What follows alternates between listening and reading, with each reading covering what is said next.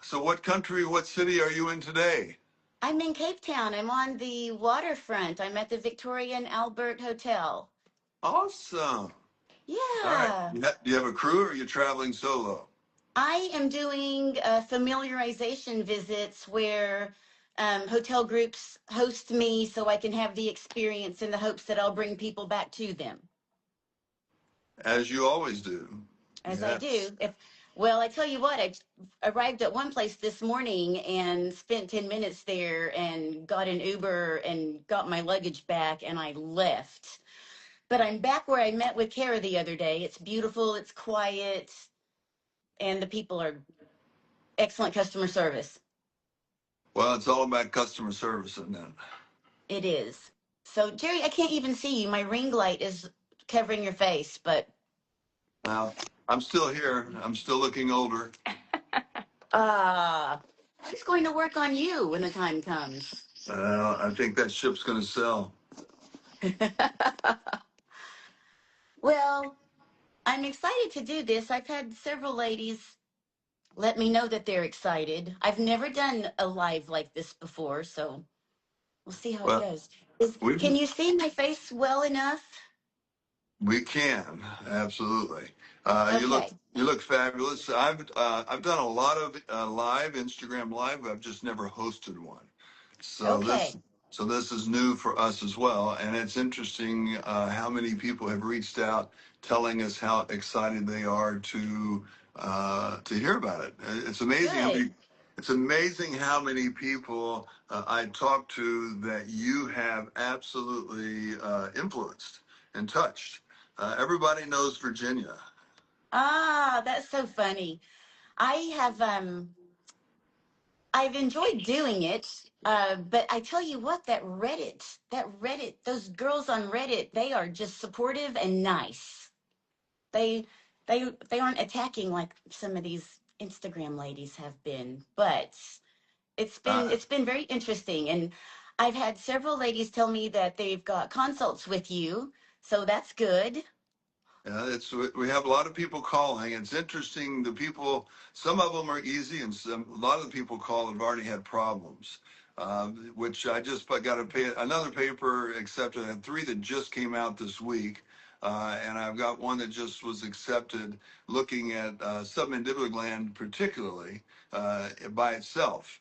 And so I looked at my cases from 2018 through 2025, and there were 1,844 glands that I reduced, and we went through the Good Lord. complications, and we went through the algorithm to teach people how to do it safely, because we've been doing it for a quarter of a century, but the people are just now starting to do it. So we have people showing up asking for it by name. The downside is young plastic surgeons are starting to do it, and even aged plastic surgeons like me, but they have no experience. And it's not something you can do without experience. It's like You need an F1 driver. you need an F1 driver. But in that series, I looked at all the cases over that period of time. So out of 1,100 plus patients, in 2018, only 21% of my patients were revisional surgeries. In 2025, 71% of my patients Oh had my something done to gosh. them previously, and a lot of them were, kind of recovery, repair. It's, like coming in at the last minute. It's interesting the shift in our practice. And a lot of that's because my friends who are Insta famous, they'll only do a certain person that fits into their operation. And we've got 10 different operations. So, if you're 25 to 50, a young white chick with great skin, you fit my operation, I'll do your operation, which is actually smart because that means even the Insta famous plastic surgeons aren't putting themselves in a position where they Right. hurt somebody. Uh, They're but uh, but my they're experience staying is they're they're different. staying in their lane. Staying in their lane. They're still driving the club cars, but that's okay. So tell me, how's the swelling and how are you doing over there? I think we should probably do an introduction of why Or we're is it here. time? I I think can't see my clock because I'm not wearing my glasses so you can see my face. it is 8 o'clock. It's right on time, and Okay? I don't have my glasses on, so I can't see either. So We're in great shape. So anyway, for those who are joining us and for who will listen to this in the future, I'm Jerry O'Daniel. I'm a plastic surgeon from Louisville, Kentucky. I have with us, I have the distinct honor to see a good friend of mine, Virginia Moody, who is in Cape Town at the Victoria Hotel right now, scoping out new sites for her clientele who do adventures with Virginia. She'll lead you all over Africa and show you the wild. So we're so honored to now do, I think, an 8-month follow-up in our You know business. what? Huh? It's, I think that today is 9 months. My Wow. surgery was on October 31st. We're now at the end of July. Wow. Well, I like to say we're about relationships, not transactions. And I love the ability to be able to follow up and see you. And we want to talk about that. A friend of mine who's Insta famous a couple of years ago said, my goal is to charge as much as I can, do my operations. I hope I never see the patient again. And my buddy Mario and I were on the panel with him. I'm like, well, I like my patients. That's the fun part of this business is I get relationships. So thank you for Absolutely. joining us. So tell us about your journey. Just give the audience an idea of where you started, how you found us, and how we've stayed in touch, and how we're able to connect from 8,000 miles away. So I began not recognizing myself walking by a mirror or seeing my reflection in a window, and it alarmed me. And I used to really love my face, and I just felt like I was, I didn't recognize myself at all. So I started researching all the treatments, the fillers, the threads, plastic surgery. And there's so many decisions to make and so many things offered. I was pretty much stuck not knowing what to do. Um, and then Dr. O'Daniel, you walked into our camp in South Africa. I didn't know who you were. Your client profile had a general Gmail address. You were in my camp 3 nights probably before I sat down beside you and said, oh, what do you do? And you told me that you were a doctor. I asked you what your specialty was, and you said facial plastic surgery. And I started unloading on you, telling you about my research. I even asked you if you knew this doctor or this doctor because I followed them on Instagram religiously. And you very humbly said, yes, I know them. They're actually students of mine. So that evening, I did a deep dive into you. And throughout that next week that we were together, I knew that you were going to be my guy. I quit doing the research and I scheduled my consultation with you. I loved your vibe. I loved how personable you are. I'd had a couple of consults before, and I just didn't really dig the people's their personalities. I felt like that they were haughty and they were using medical terms that went way over my head.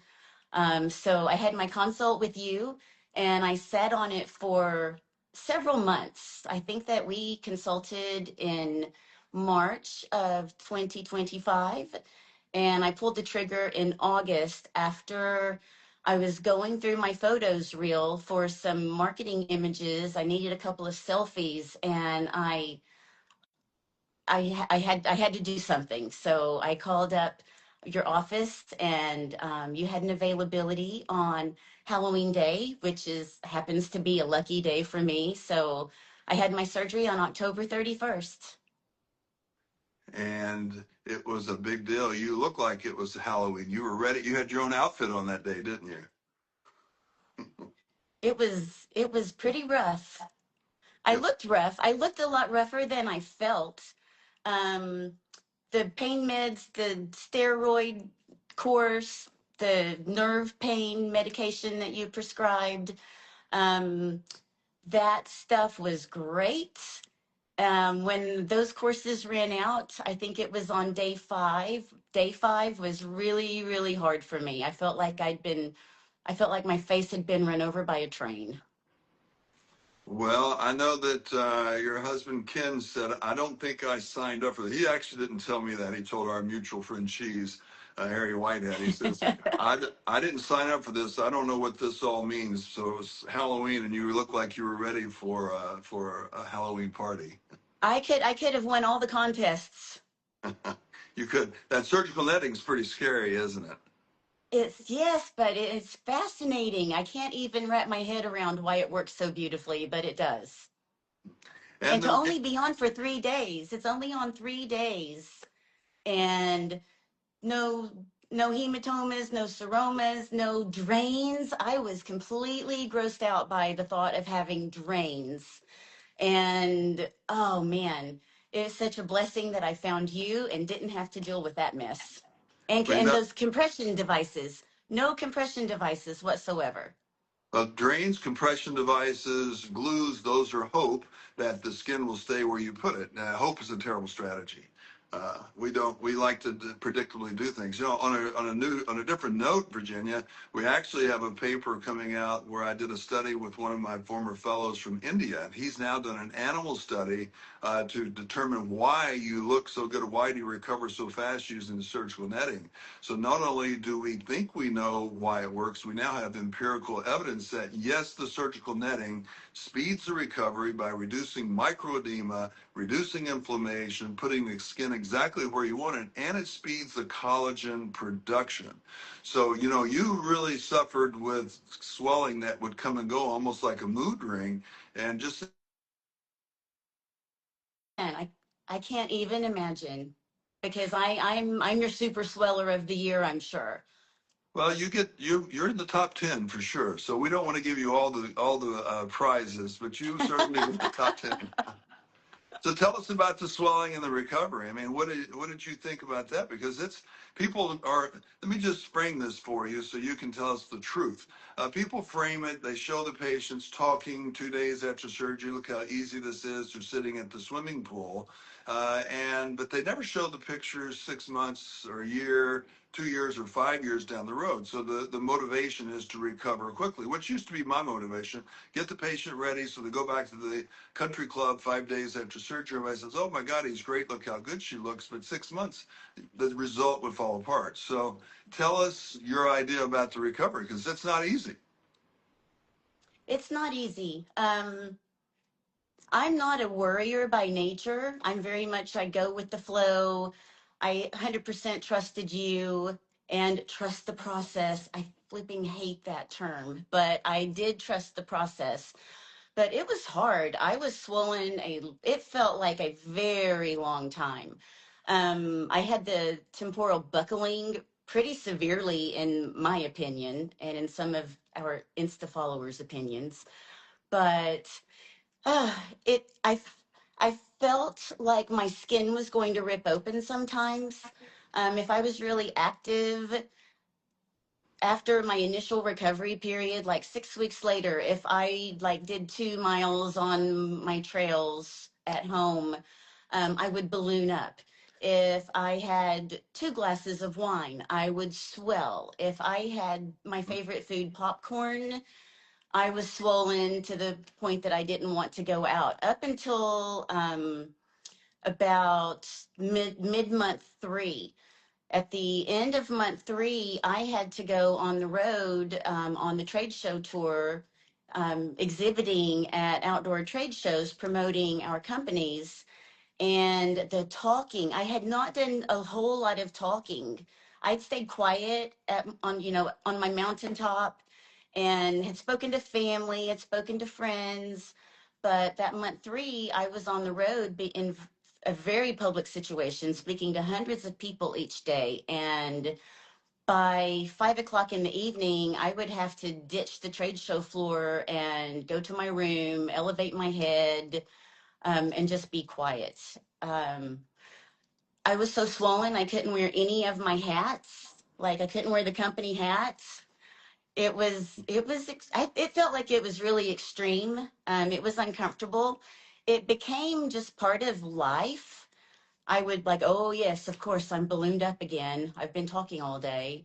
Um, it never was really painful. It just felt it was pressure and tension. Mhm. The pain throughout the entire thing, except for those days 5 and 6 that I mentioned, the pain was not an issue at all. I do have a high pain tolerance, but the Mhm. swelling was crazy. Like you just can't imagine unless you've gone through it. Now, what about the sensation? Because the sensation swelling is there for absolutely. It takes at least 3 months for that mood ring swelling coming going to really settle down. What about the numbness and the changes in sensation? You're 9 months now. Is Mhm. that gotten better, you think? It's much better, but I still definitely deal with it. I deal with it especially when I fly. Hmm. If I have a few glasses of wine or maybe three in the evenings, I will feel the pressure. I still don't have 100% of my feeling back along the perimeter of my face, especially my temples. You may see I still have some swelling in my temples, and especially right under my jawbone and my chin where the incision was. It isn't something I think about. When I'm washing my face, I'll be like, oh, yeah, I still can't feel much at all. But my goodness, it's 99% better than it was. It doesn't, in the beginning, it felt like when I touched my face, I knew I was like, I could tell my fingers were touching something, but all I could feel were maybe like tingles. It didn't feel like I was touching my own face. It was like I was touching an inanimate object. Right. Well, just to let you know this now, but I'll to reiterate, the periphery of the face and the neck, we have to lift it up to work on the face. And so we're going to disrupt microscopic nerves. The reality is in our neck, there are no named nerves that go to your neck to give you sensation. Whereas in your fingertip, you have four nerves that go to your fingertips so you can tell the difference between a penny and a nickel when it's in your pocket. So, in Oh, other words, if I cut myself on my neck when I'm shaving, the blood will be on my shirt before I feel it because there are not enough nerve endings. So, once we lift the skin up and it starts to repair itself, it takes a very long time because the density, the number of nerves per area in the neck and the face are so much less. Now, that's different than the central face. Think about this. I mean, when you're kissing Ken, you know it's Ken because your lips have so much sensation. But the side of your face, it doesn't. So if when he's whispering in your ear, you know it's him. But if he kisses you on your cheek, you may not know the difference because there's not many nerve endings. So that really can account for that long period of numbness. And that, in the neck also, you talked about that weird sensation. I'm sure you still feel tight under there. oh, And yes. and so people say, gosh, I'm still tight here. And I say, you're welcome, because I can tell you, not doing what I do today, in the old days, in 6 months, people would come back and say, why is this loose? And that was a much more difficult discussion than telling you're welcome versus why is this Absolutely. loose? Yes, I'm definitely tight. I'm tight all along here. Really still tight. But I'm thankful for it. I paid you good money for this. Eh, you know, And so if you're tied at 9 months, my hope is that 9 years who would know? Maybe, based on my age, I hope I'm still having these discussions so we can do a 9-year follow up. Uh, Jerry, I am glad I'm tight. I'm not bothered by it. I'm you're welcome. thankful. You're welcome. So, the idea of relationships and transactions, I think that's, I get a lot of calls now because I've only been doing social media for 10 months. Kara's done a great job putting this out there. And so I get so many calls and I do so many consultations from far, near and far. One of the common things, the threads I'm hearing is this term, because I'm old school, this term ghosting. And I hear about these surgeons who operate on patients from afar, from outside their own zip code. And they said the surgeons won't call them back, won't have relationships, which, I mean, I'm an artist and it's like planting a garden. It's like you're watching this whole thing develop. And to me, that's one of the most fun parts of the relationships. So this term ghosting, I mean, how important was it for you to have continuous contact with us? Oh my gosh, when you guys were having to talk me off the ledge, I mean, and that happened a few times just because I was so alarmed at the swelling, especially like the first month. But it I've gotten several women that have messaged me on my socials where I'm documenting my facelift recovery. asking specifically, will your doctor talk to you afterwards? Or I use this doctor, wherever. And now I've got concerns and issues and they're not calling me back. Have you experienced that? um, you guys contacted me. You yourself would contact me. I would message you.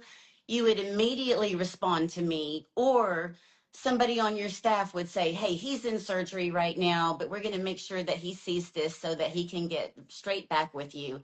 I was never left wondering if I was going to get help from you or your staff.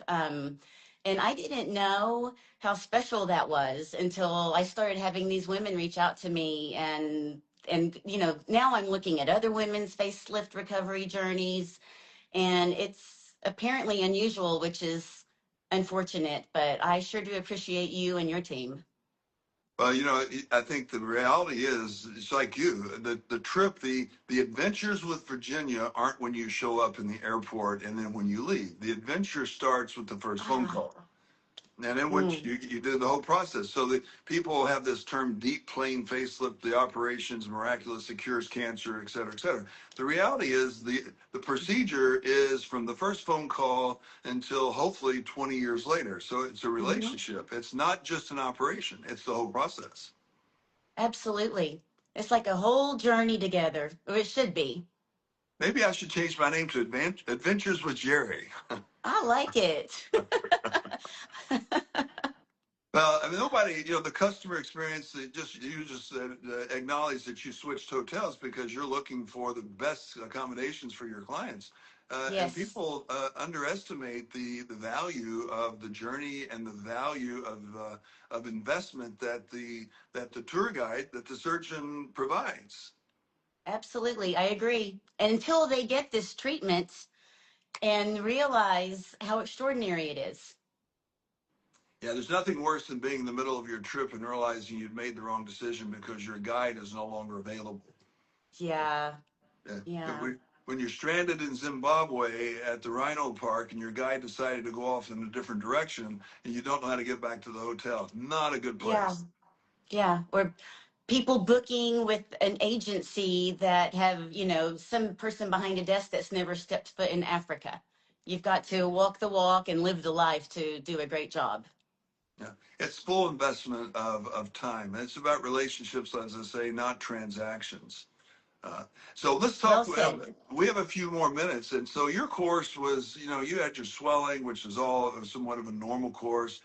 You stayed in touch with us, but you did have this temporal buckling, and so I'd like to talk about that because we don't hide things. I've got a patient. You just to digress for 1 second. From Utah, is a very good friend, and she's been online documenting it. And so I tell people 100% of the time the smile doesn't come back to normal. She had one side that recovered faster than the other, and she got hammered on Instagram. Everybody saying, "Oh, it's malpractice, it's that." But we published a Mm, number of articles of why the smile is crooked. But for you, you had the buckling up here, and so I published papers about why I used a surgical net and not a vertical scar because that scar is almost impossible to fix once it's there.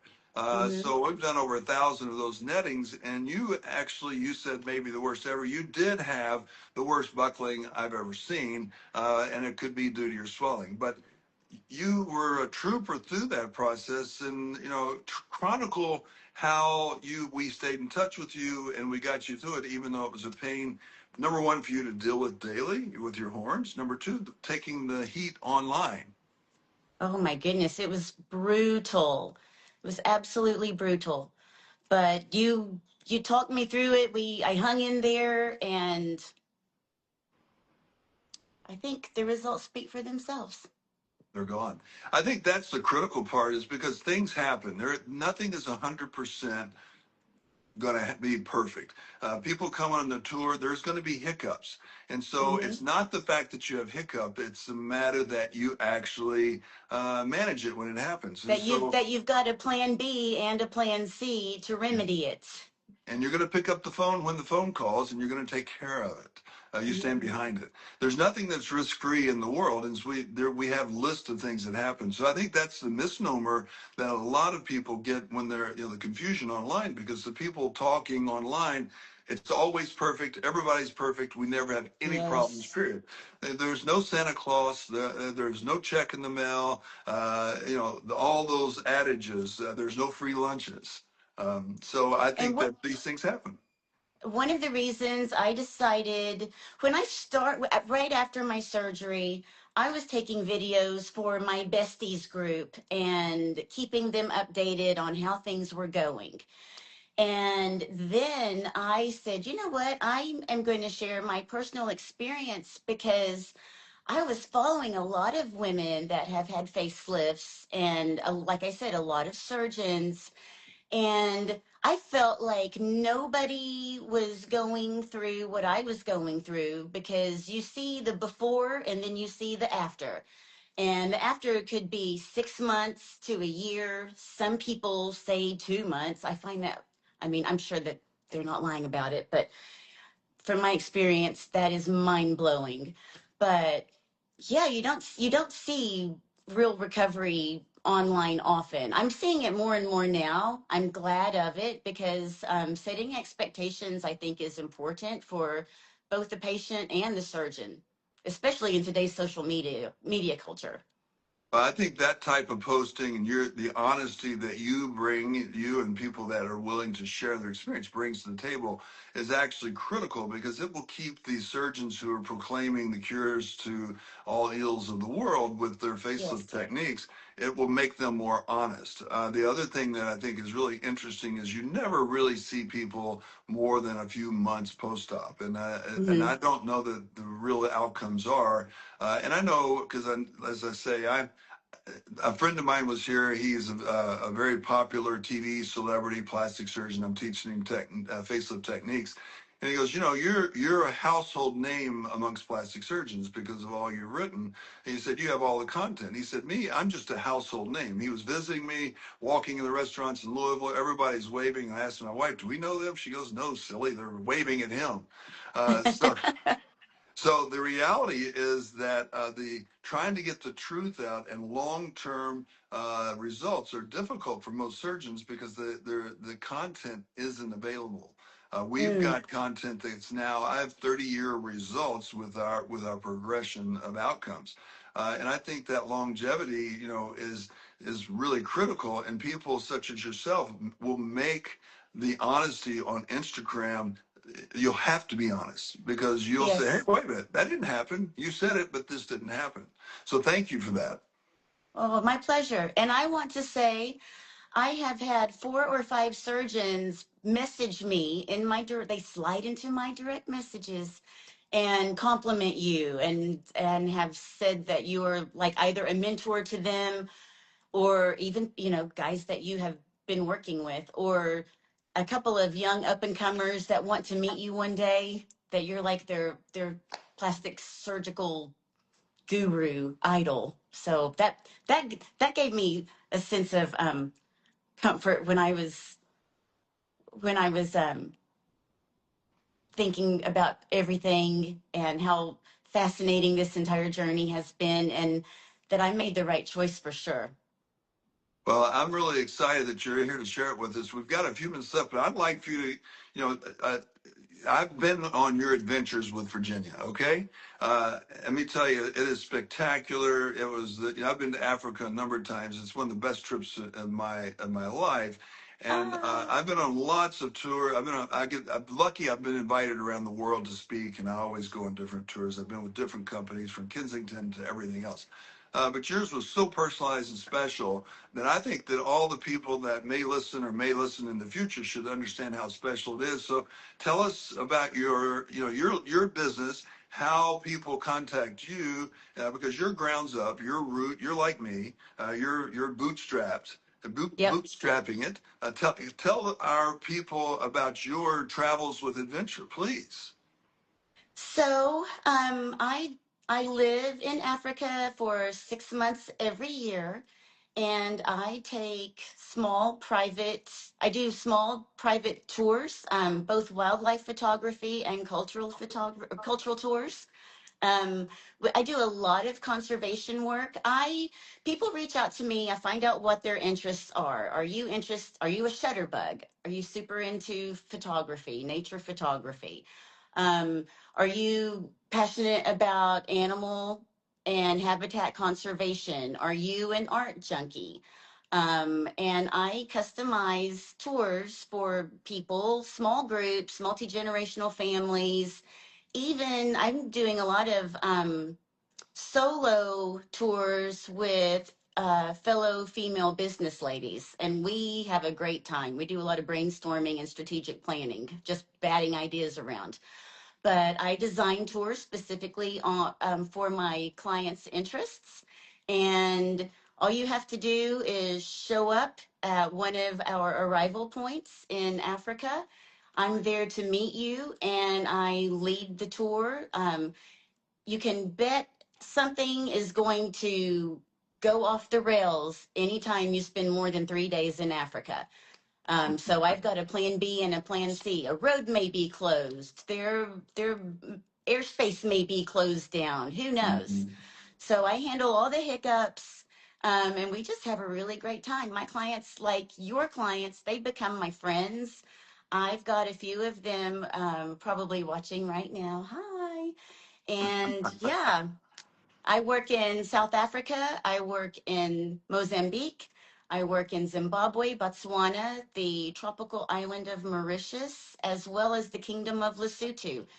Most of my clients are five-star families and groups, but in August, we're getting into kitted out Toyota Land Cruisers, and we're going up the mountain pass, the highest point in Africa, and we'll be camping on the ground with sub-zero sleeping bags.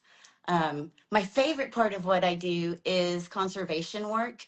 I get to work with some of Africa's leading conservationists, and we do everything from rewilding pangolin, which is the world's most heavily trafficked mammal right now, to working with veterinary teams to vet rhino or even dehorn rhino. We get totally hands on. You're going to get dirty. But everything that I do has a travel with meaning portion to it. Every project I work on, monies that my clients spend go towards uplifting communities and protecting wildlife and habitat. So I'm really proud of it. And it's who has a better job than me? Well, I think that I don't know. the critical part of this is the word not adventure, but with Virginia. I think that Oh, I because do make things fun. you do make things fun. I think the similarities between what we do, we both like people, we both enjoy the relationships, and just Mhm. like every person's different. I customize what I do, and what you're doing is the person has an interest. You customize it individually. Absolutely. It's not a bacon cake or whatever. No. Cooking. Speaking of a custom facelift, we did actually have a question about what all she had done, and someone asked specifically about her eyes. But if we can go into that quickly. Yeah, I've got a few questions that people want to answer, so we've got a Okay. few minutes left, and we can wind it down because I know you're very busy. There was a question of what you actually had done. So the process was Virginia and I knew each other, but to really know her, she sent me pictures from her youth, from her Contessa days, from her princess days, from all of her fashion days. And we looked at what she used to look like, what she looked like in the current terms, and then we customized the operation not to change her, but to restore her. Because as she said early on, she always loved her appearance. And I find that people typically are very happy with who they are in most parts. So by using the pictures from the youth, we actually managed around her eyes by restoring volume to the mid-face, the brow, and I reduced the fat in the lower eyelids by making incisions on the inside the eyelids. She always had cheeks to die for, and the cheeks were still there, but the lower part was starting to hang down. So the buccal fat pad was making the corners of the mouth heavy. She's extremely fit. Finding fat on her to do her fat grafting was a challenge. So because hiking those mountains of Africa keep her in shape, and her Do a lot of 2 mile hiking. routes through Tennessee. So we had to find fat. So we replaced the fat that was lost through the central face, through the mouth, with fat grafting, microfat grafting, which is regenerative. Now, in her neck, she was very lean. I mean, there was no fat in her neck, and you could see the muscles through the skin, and you could see that the glands were bulging. So you can see where the jawline is there. So we reduce the glands the way we do in 97% of our patients. We use the muscles then to sculpt the shape, not to hold the face up, because the muscle won't hold the face up, but it will contour into those shapes. And then for her jawline, show that jawline again. You can see that angle, how beautiful, what we call the gonial angle. So the gonial triad was I used the buccal fat pad in the mid jawline. I used her parotid gland, flipped it up to create that beautiful jaw, and then reduced the gland. So that's our new paper coming out, the gonial triad, the perfect jawline. It's interesting, even some of my best friends are co-opting my cases and calling it their newest innovations. So upper face, volume was there. Now, the thing we didn't do was a brow lift, because the corner of her brow was already high, but the skin was loose here. So that's why we got the buckling, because we didn't do a brow lift. We could have maybe done a brow lift, and that would have avoided the buckling, but we elected not to. That was a decision we made.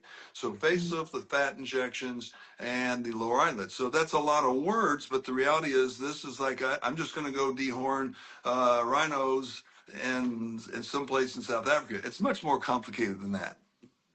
We just make it look magical. What other questions you have? Someone else asked, why did she swell so much? So the question was, Virginia, why do you swell? So I think that you pretty much summed it up. You say, I am a super sweller. Now, some people swell more than others, and it could be related to genetics. It can be related to skin type. It can be related to diet. It can be related to 1,000 different things. But everybody swells. Now, some people just swell more than others. So I think that for you, you already identified you're a super sweller, and we just get you through it. You will swell after the surgery. And I think the key thing, you talked about the 3-month mark, you started to feel normal, but you weren't normal. And I tell everybody, at 12 weeks, you'll start to get a sense of what you're going to look like. Yes, yes.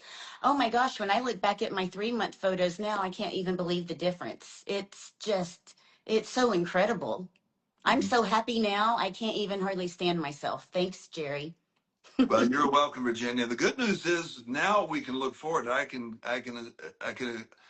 assure you that next year it's going to be even better. And then we're going to talk about your maintenance program, because everything's about maintenance.